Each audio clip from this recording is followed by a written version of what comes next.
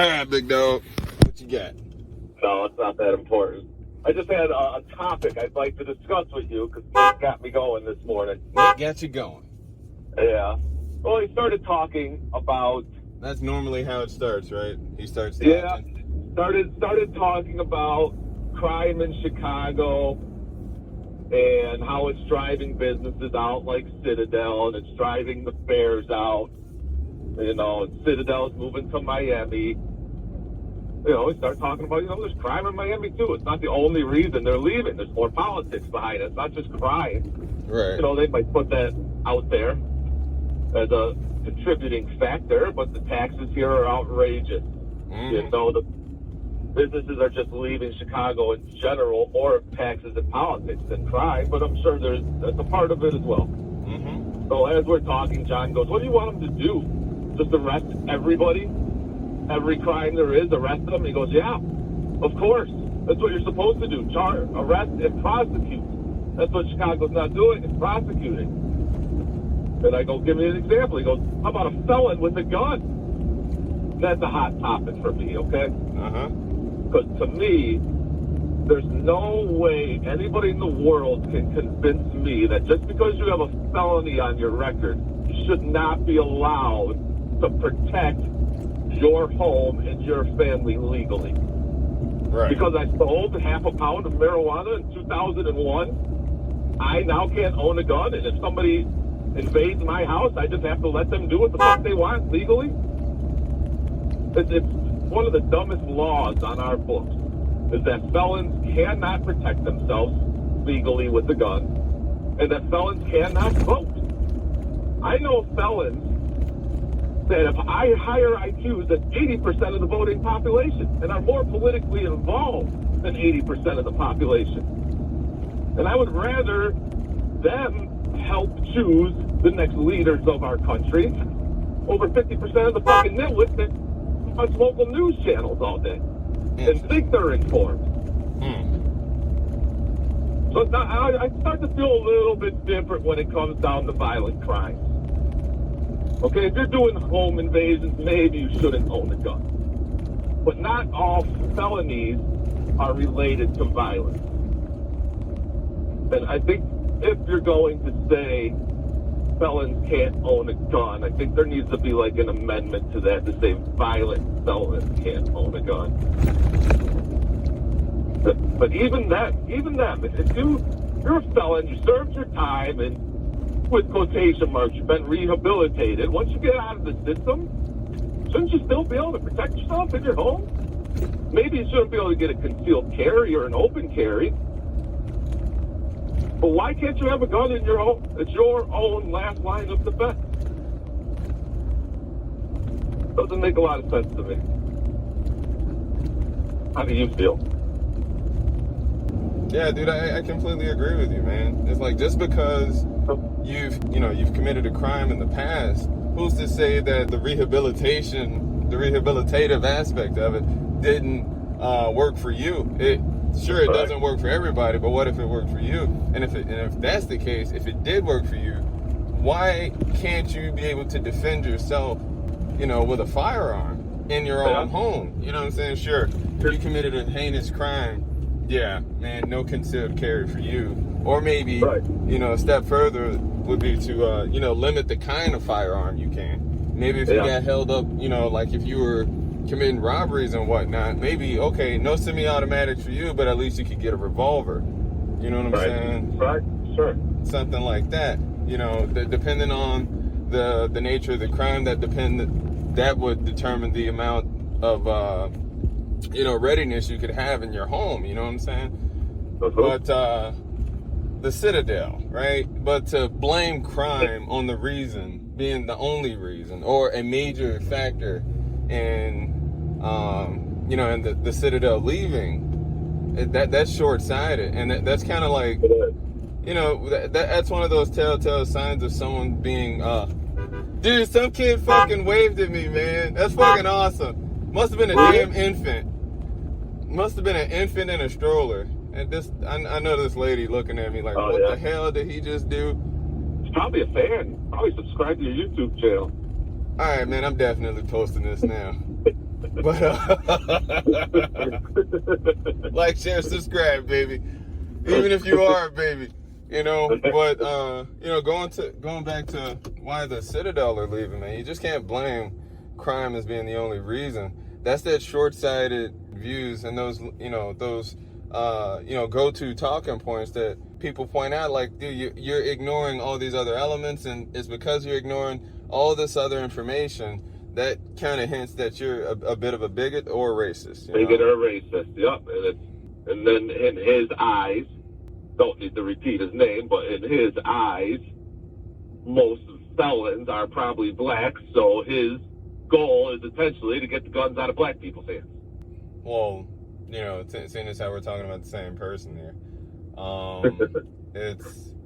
I wouldn't say that, it's solely to get the guns out of, black folk hands. I think it's getting guns out of the perceived undesirable hands.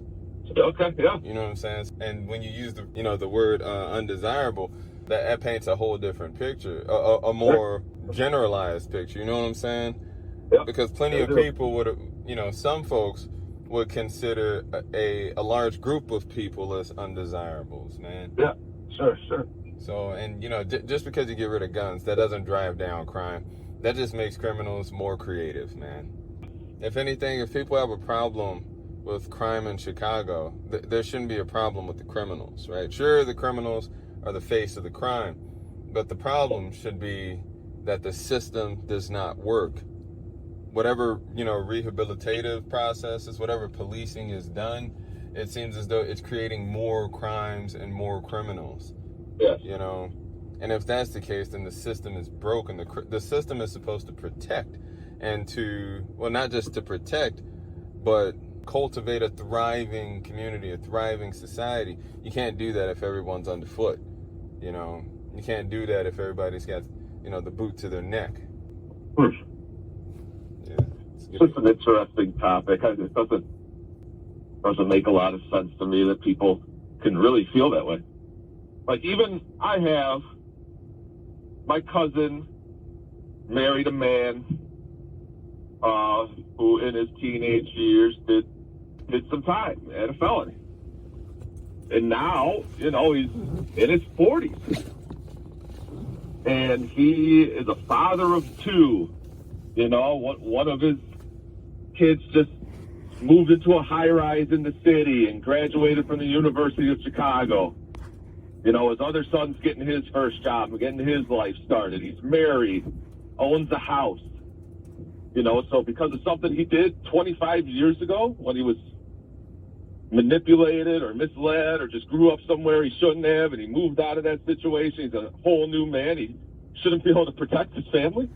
Hey, so do you think, crimes should have, a, kind of like have a half-life to a degree? Well, in a way it does already, because you can get felonies expunged after a certain amount of time, but then that's a legal process and it's costly, so a lot of people don't deal with it. So would a good way to, I don't know. I don't know. Yeah, it goes so much on a case-by-case basis. Nah, it would be hard to generalize it for me. It depends on the crime. Well, that's not what I was going. Depends what you've done since that crime. Yeah, that's not where I was going. Okay. What if there was a way for to get this stuff expunged, right? How many criminals do you think know about the expungement process, right? Oh, well, probably a lot of them, but how many actually go through with it? Maybe 20%. So that's just a number I'm throwing out there. It's not based on any fact. Right. Obviously, because what criminal would actually say, or what convict, what person in the life would actually give information, especially when they're trying to move past it, right? Right. So that was, you used the term half-life, which would be very interesting. So you got a felony on your record.